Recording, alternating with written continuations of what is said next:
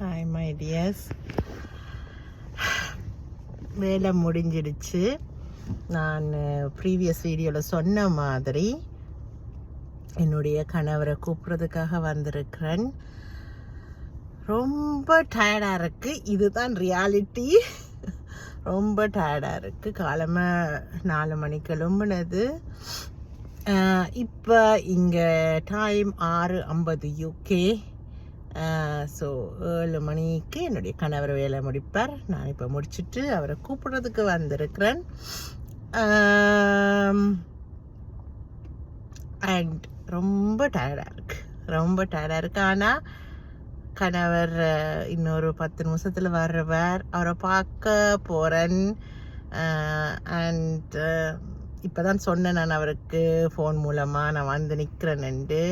உடனே அவர் சொன்னார் தான் வருவேன்ண்டு. உடனே முடிச்சோடனே வருவேன்ண்டு. ஒவ்வொரு முறையும் இப்படி வந்து இப்படி நிற்கிற நேரத்தில் ஒவ்வொரு முறையுமே என்னுடைய கணவரை புதுசாக பார்க்குற மாதிரி ஒரு ஃபீலிங். ஒவ்வொரு முறையுமே அந்த ஒரு மனசுக்குள்ளேருந்து அடி வயதுலேருந்து ஒரு எக்ஸைட்மெண்ட் இருக்குது. இவ்வளோ டயர்டுலையுமே அவரை பார்க்க போகிறேன். அவர் வரப்போகிறார். இன்றைக்கு நாள் ஃபுல்லாக என்ன நடந்ததுன்னு சொல்ல போகிறார். அவரும் நானும் சொல்ல போகிறேன். அவருடைய சுவாசத்தை சுவாசிக்க போகிறேன். அவரை கட்டி அணைக்க போகிறேன். இந்த விஷயங்கள் எல்லாம் தான். அண்ட் இது நான் சொல்கிறது வந்து ஒரு ஒரு அருவருப்பான முறையில் இல்லை. கட்டி அணைக்கிறது, சுவாசிக்க போகிறன்றது கணவன் மனைவி நாங்கள் தானே.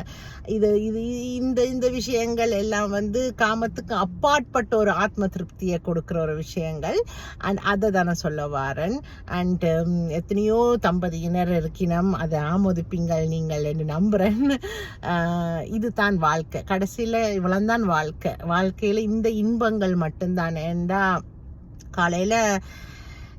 விடிய காலையில் எழும்பும் போது ஒரு பெரிய நாளாக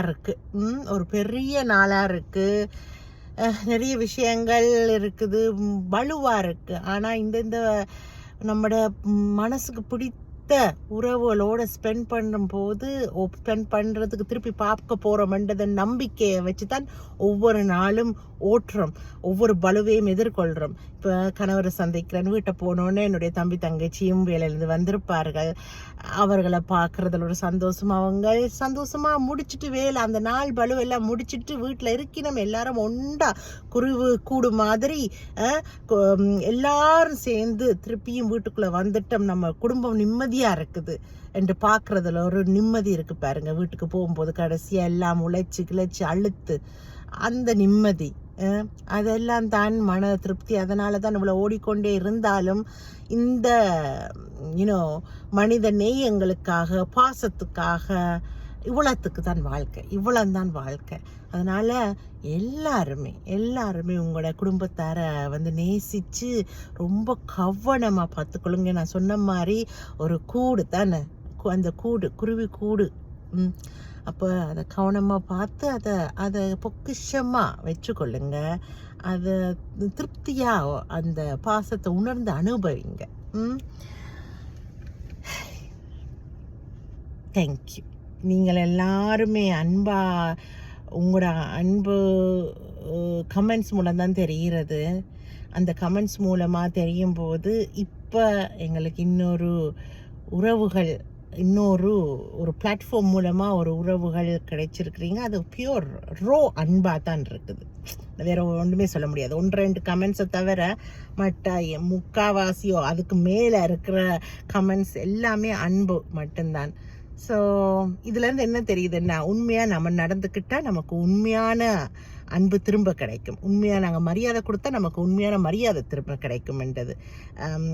இதெல்லாம் தான் என்னையும் கூட வந்து வாழ்க்கையில் நேர்மையாக இருக்கிறதுக்கு, முடிந்த வரைக்கும் நேர்மையாக இருக்கிறதுக்கு வழிநடத்தி செல்வது. இப்போ உங்களை பார்த்து நான் இன்னும்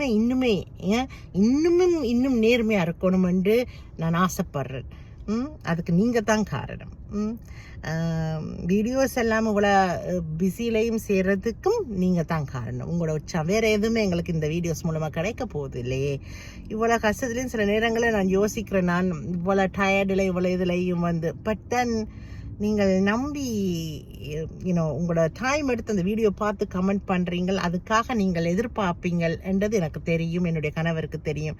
அதனால தான் அவரும் கூட என்னை உற்சாகப்படுத்துகிறவர். இந்த காரணத்துக்காக மட்டுமே தான் அவர் இந்த பிளாட்ஃபார்மை என்னை ஓப்பன் பண்ண சொன்னவர். ஏன்னா அவருடைய